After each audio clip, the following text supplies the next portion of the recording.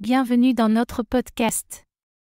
Je suis Émilie, et aujourd'hui, nous allons aborder un sujet qui touche beaucoup d'apprenants de la langue française.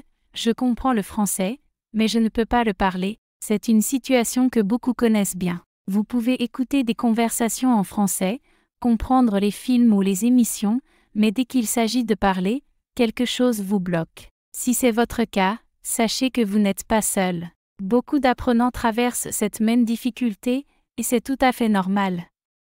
Dans cet épisode, nous allons explorer les raisons pour lesquelles il est si difficile de parler français, même quand on le comprend, et surtout, comment surmonter ces obstacles. Nous partagerons des conseils pratiques et des stratégies que vous pouvez utiliser au quotidien pour développer votre confiance en parlant. Par exemple, comment utiliser votre environnement, la technologie et même votre propre voix pour pratiquer le français tout seul, comment imiter les locuteurs natifs pour améliorer votre prononciation, et bien plus encore. Le but de cet épisode est de rendre l'apprentissage du français plus accessible et moins intimidant. Vous allez découvrir que chaque petit effort compte et que la pratique, même dans des situations simples, peut vraiment vous aider à parler français avec plus de confiance. Alors, installez-vous confortablement et écoutez, car cet épisode est fait pour vous. Vous savez, beaucoup d'entre nous ont déjà eu cette impression étrange, on comprend parfaitement ce que disent les gens en français, on regarde des séries, on lit des messages, on écoute des podcasts, mais dès qu'il s'agit de répondre ou de parler, c'est comme si notre cerveau se bloquait. Pourquoi ? Pourquoi est-ce si difficile de passer de la compréhension à l'expression ?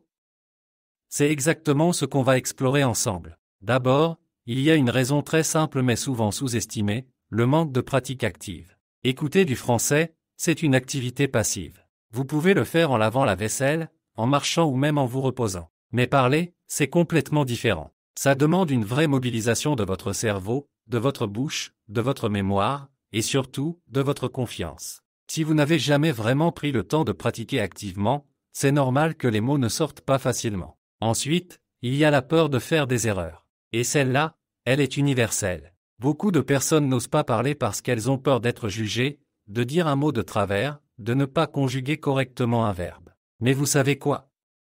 Les erreurs font partie du processus. Aucun enfant n'apprend à parler sans se tromper. C'est même grâce aux erreurs qu'on progresse. Le problème, c'est que chez les adultes, cette peur du regard des autres devient un vrai frein. Un autre blocage courant, c'est la traduction mentale. Quand on débute, on a souvent tendance à penser dans sa langue maternelle, puis à traduire mot à mot en français. Et c'est là que ça coince. Le cerveau met du temps à traduire, surtout si la structure des phrases est différente. Résultat ? On cherche nos mots, on perd le fil de la conversation, et parfois on finit par abandonner. L'idéal, c'est d'arriver à penser directement en français, même si c'est avec des phrases simples. Et puis, il y a ce qu'on appelle la vitesse de réflexion en français. Vous comprenez peut-être les phrases quand elles sont prononcées lentement, mais dès que la conversation devient rapide ou spontanée, vous avez du mal à suivre. C'est parce que votre cerveau n'est pas encore entraîné à réfléchir vite dans cette langue. C'est comme un muscle, plus on l'entraîne, plus il devient rapide et efficace. Mais au début, c'est normal de sentir un décalage entre ce que vous voulez dire et ce que vous arrivez réellement à exprimer. Ce qu'il faut retenir, c'est que ces blocages ne sont pas des signes d'échec. Ils sont simplement des étapes naturelles dans le processus d'apprentissage. Le fait que vous compreniez déjà le français est une victoire en soi. Maintenant, il s'agit de transformer cette compréhension passive en expression active. Et pour ça, il n'y a pas de secret, il faut oser, pratiquer, se tromper, et recommencer. Alors si vous vous reconnaissez dans ces difficultés, sachez que vous n'êtes pas seul. Des milliers d'apprenants ressentent la même chose. Mais la bonne nouvelle, c'est qu'on peut tous surmonter ces obstacles, étape par étape. Et dans les prochaines parties du podcast, avec Émilie, on va justement voir comment construire cette confiance et quelles stratégies utiliser pour faire sortir les mots, naturellement. Vous savez, il y a une chose que tous les apprenants de langue vivent à un moment ou un autre, ce petit moment de panique quand on doit parler. On comprend bien, on lit bien, parfois même on écrit sans trop de difficultés, mais dès qu'il s'agit d'ouvrir la bouche, c'est comme si tout s'effaçait. C'est normal, et vous n'êtes pas seul. Alors aujourd'hui, je voudrais vous parler de comment construire la confiance en parlant français. Et je vous promets, ce n'est pas réservé aux extravertis ni à ceux qui vivent à Paris. La première étape, c'est de commencer petit. Ne vous lancez pas tout de suite dans une grande conversation philosophique sur la vie ou la politique. Non, commencez par des phrases simples. Par exemple, le matin, regardez-vous dans le miroir et dites « Aujourd'hui, je vais parler français ». Ou bien racontez à votre reflet ce que vous allez faire dans la journée. Ça peut sembler un peu ridicule au début, mais c'est un exercice puissant. Vous vous habituez au son de votre propre voix en français. Et plus vous vous entendez parler, plus cela devient naturel. Ensuite, il faut reconnaître la peur. Oui, cette fameuse peur de dire une bêtise, de mal prononcer, de ne pas trouver le mot juste. Mais devinez quoi? Tout le monde fait des erreurs, même les natifs. Et personne ne vous jugera pour ça, surtout si vous faites l'effort de parler. En fait, les erreurs sont vos meilleurs professeurs. Chaque petite faute est une occasion d'apprendre. Alors, au lieu d'essayer de les éviter à tout prix, accueillez-les avec curiosité. Un autre bon moyen de renforcer votre confiance, c'est de pratiquer dans des environnements à faible pression. Par exemple, enregistrez-vous avec votre téléphone. Parlez de votre journée, de ce que vous ressentez, ou décrivez ce que vous voyez autour de vous. Ensuite, écoutez-vous. C'est un peu bizarre au début, je vous l'accorde, mais c'est incroyablement utile.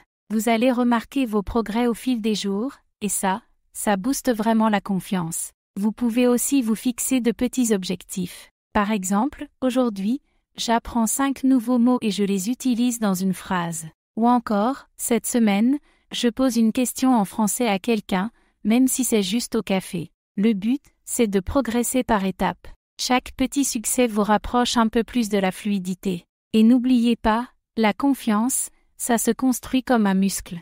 Plus vous vous entraînez, plus vous devenez fort. Ne vous comparez pas aux autres. Ce n'est pas une course. C'est votre parcours, votre rythme. Alors soyez patient avec vous-même. Je veux vraiment que vous reteniez une chose, votre voix en français mérite d'être entendue. Peu importe l'accent, peu importe les fautes. Ce qui compte, c'est le courage de parler, encore et encore. Et chaque mot que vous prononcez vous rend un peu plus confiant. Alors, parlez. Parlez à vous-même, à vos amis, à votre chien s'il le faut. Mais surtout, ne vous taisez pas.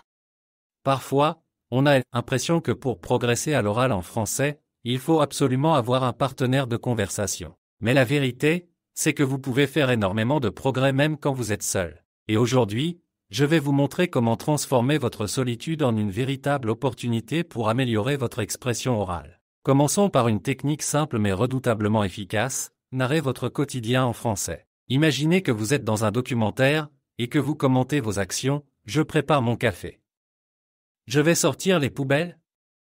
Il fait beau aujourd'hui. Ce genre de pratique quotidienne vous habitue à penser en français, sans attendre une situation parfaite pour parler. Même 5 minutes par jour suffisent pour réveiller votre cerveau francophone.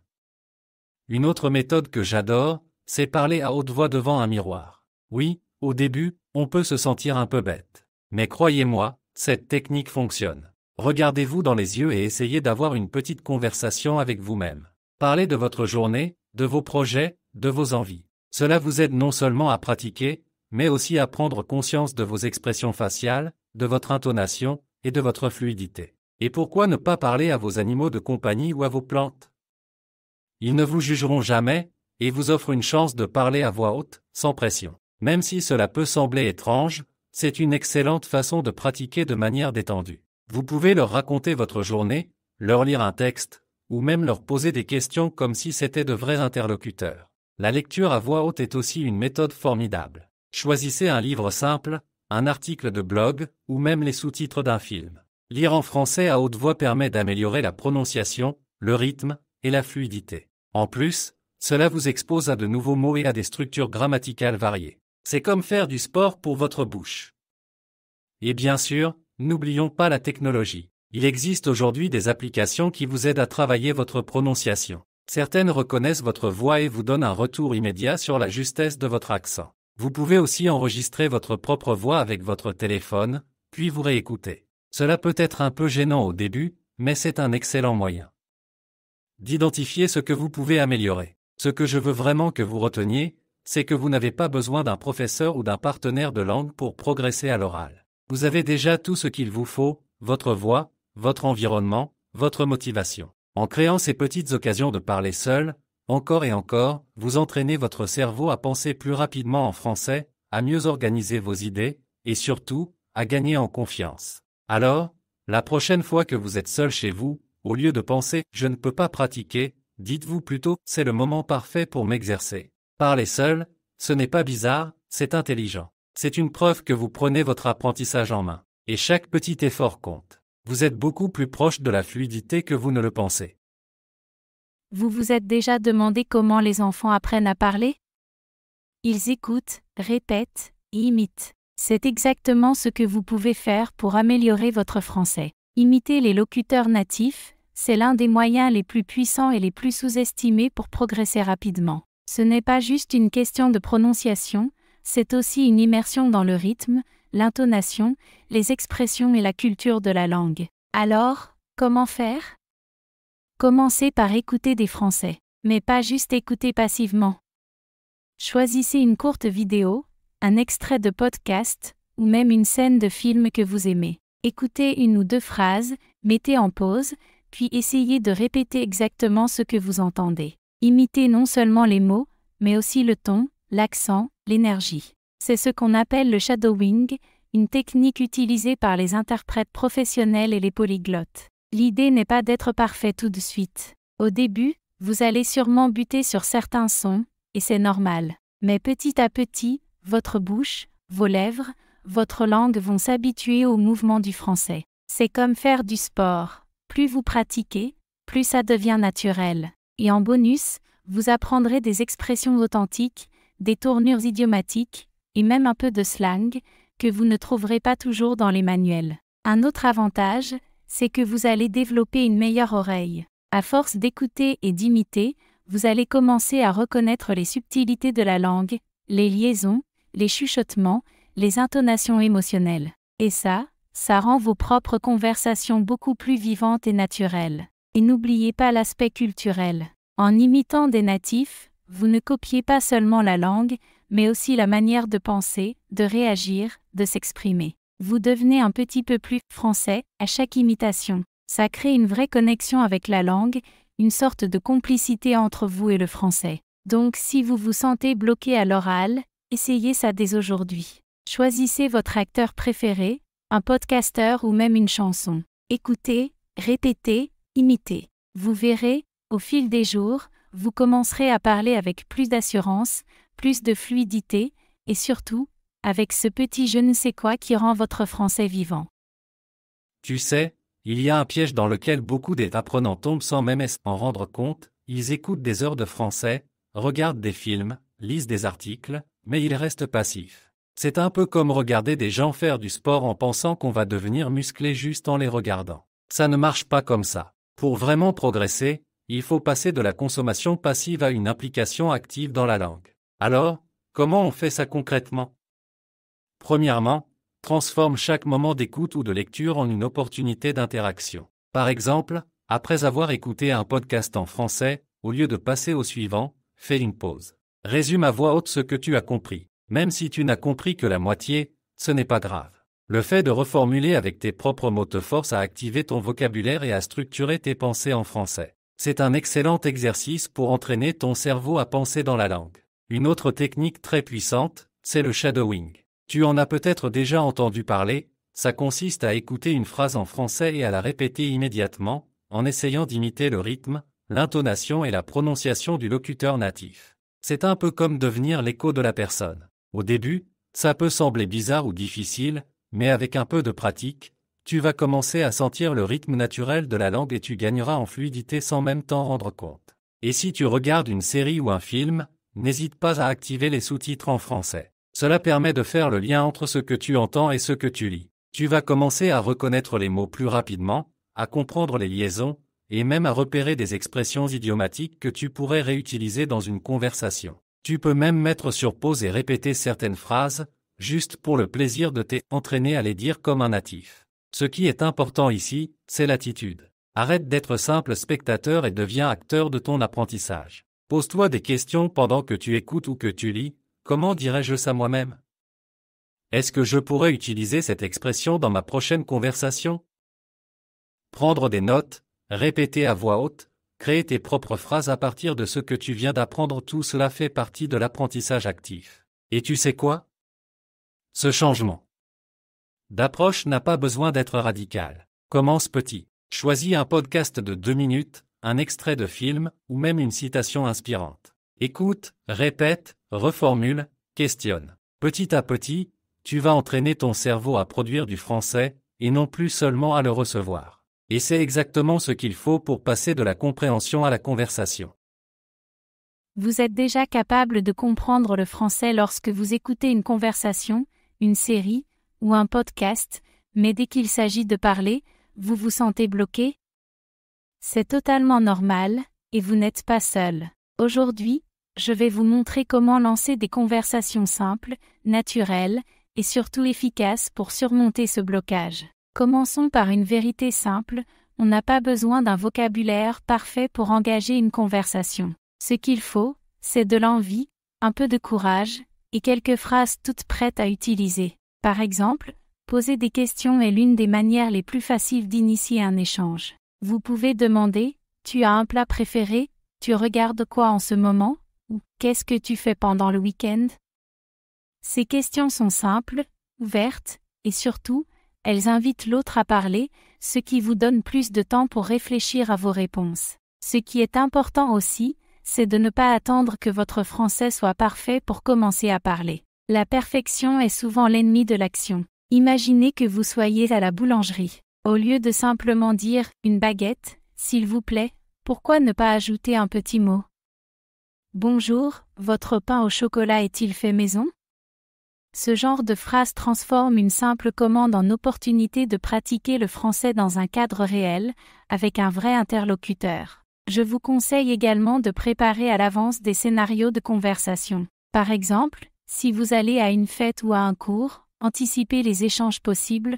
Comment tu t'appelles? Tu viens d'où? Tu travailles dans quel domaine? En répétant ces phrases chez vous, vous vous sentirez beaucoup plus à l'aise au moment de les utiliser. Et même si vous vous trompez ou hésitez un peu, les gens apprécieront toujours votre effort de parler leur langue. Et voici une astuce qui fonctionne très bien, répétez à voix haute des phrases courantes. Cela peut être devant un miroir ou en enregistrant votre voix. L'objectif n'est pas juste de prononcer les mots, mais de s'habituer à s'entendre parler français. Plus vous le faites, plus cela devient naturel. Entraînez-vous aussi à réagir à des situations du quotidien. Par exemple, imaginez que quelqu'un vous demande « Tu fais quoi ce soir ?» Que répondriez-vous? Essayez d'improviser une réponse à voix haute. C'est un excellent exercice pour préparer votre esprit à répondre rapidement dans une vraie situation. Autre point essentiel, le langage corporel et le sourire. Même si vous faites des erreurs en parlant, votre attitude positive compense largement. Un sourire, un ton chaleureux, une écoute active, tout cela donne envie à votre interlocuteur de continuer la conversation. Et vous, de votre côté, vous gagnez en confiance. Enfin, rappelez-vous que chaque conversation est une victoire, même toute petite. Ne vous jugez pas sévèrement. Si vous avez réussi à dire 3 phrases aujourd'hui, c'est 3 de plus qu'hier. Et chaque mot que vous prononcez vous rapproche de la fluidité. Parler, c'est comme un muscle. Plus on l'utilise, plus il devient fort. Alors, n'attendez pas. Lancez-vous. Posez une question, dites bonjour à un inconnu, engagez une discussion avec un collègue. Plus vous le ferez, plus ce sera facile. Et un jour, vous vous surprendrez à discuter en français, sans même y penser. Parlons franchement, avoir peur de parler français, c'est plus courant qu'on ne le pense. Et tu sais quoi? Ce n'est pas un signe de faiblesse, c'est un passage presque obligé. La confiance en soi ne tombe pas du ciel, elle se construit petit à petit, comme une maison. Et comme pour toute construction, il faut poser les bonnes fondations. La première, c'est d'accepter que la peur existe. Oui, c'est normal d'avoir peur de faire des erreurs, de ne pas être compris, ou de bloquer en pleine phrase. Mais cette peur ne doit pas te paralyser. Au contraire, elle peut devenir un moteur. Chaque fois que tu oses parler malgré cette appréhension, tu gagnes un peu plus de confiance. Ce n'est pas une question de perfection, mais de progression. Alors, comment on fait concrètement? Commence par te fixer des objectifs simples et réalistes. Pas besoin de viser des discussions profondes avec des natifs dès le premier jour. Tu peux commencer par te dire, aujourd'hui, je vais dire bonjour à mon collègue en français, ou encore, je vais commander mon café en français sans switcher en anglais. Chaque petite victoire compte. Et surtout, célèbre-les.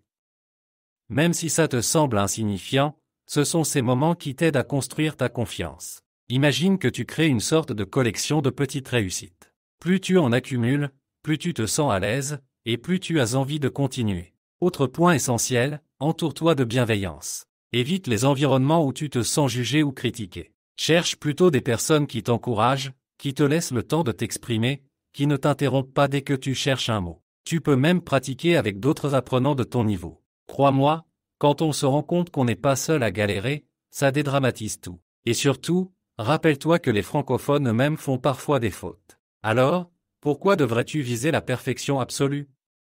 Enfin, parlons des erreurs. On les diabolise trop souvent. Pourtant, chaque erreur est une occasion d'apprendre. C'est en se trompant qu'on affine son oreille, qu'on retient une règle, qu'on muscle son vocabulaire. Au lieu de les fuir, accueille-les. Quand tu fais une erreur, note-la, comprends-la, et passe à autre chose. Tu verras, plus tu parleras, plus tu feras d'erreurs, mais surtout, plus tu apprendras.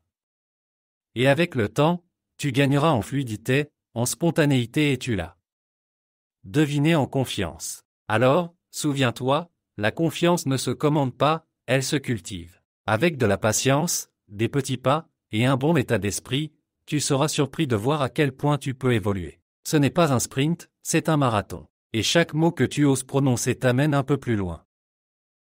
Merci à toutes et à tous d'avoir écouté cet épisode jusqu'au bout. Aujourd'hui, on a exploré ensemble un problème très courant chez les apprenants de français, comprendre la langue sans réussir à la parler. C'est une difficulté que beaucoup rencontrent, mais la bonne nouvelle, c'est qu'il existe des solutions simples et efficaces. Lucas nous a d'abord aidés à identifier les raisons de ce blocage, le manque de pratique active, la peur de faire des erreurs, la lenteur de la pensée en français, et la fameuse habitude de traduire mentalement. Ensuite, nous avons vu ensemble comment renforcer sa confiance, pas à pas, en parlant devant un miroir, en enregistrant sa voix ou en pratiquant avec des amis bienveillants. On a aussi parlé de la puissance de la solitude comme allié, pratiquer seul chez soi, avec un animal, une plante ou même son reflet, c'est déjà parler.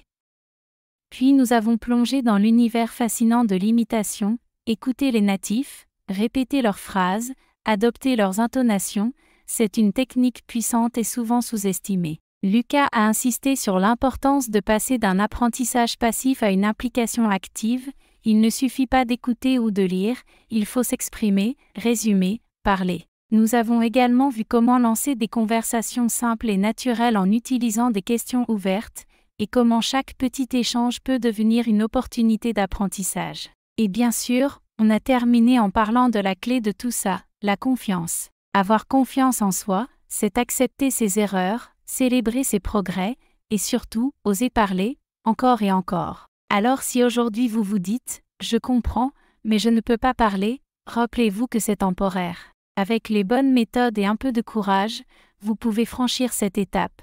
Continuez à pratiquer, à vous amuser avec le français, et surtout, soyez patient et bienveillant envers vous-même. On espère vraiment que cet épisode vous a aidé, motivé, et donné des idées concrètes. Merci de faire partie de notre communauté. Et n'oubliez pas, chaque mot prononcé, même imparfaitement, est une victoire. À très bientôt dans un prochain épisode.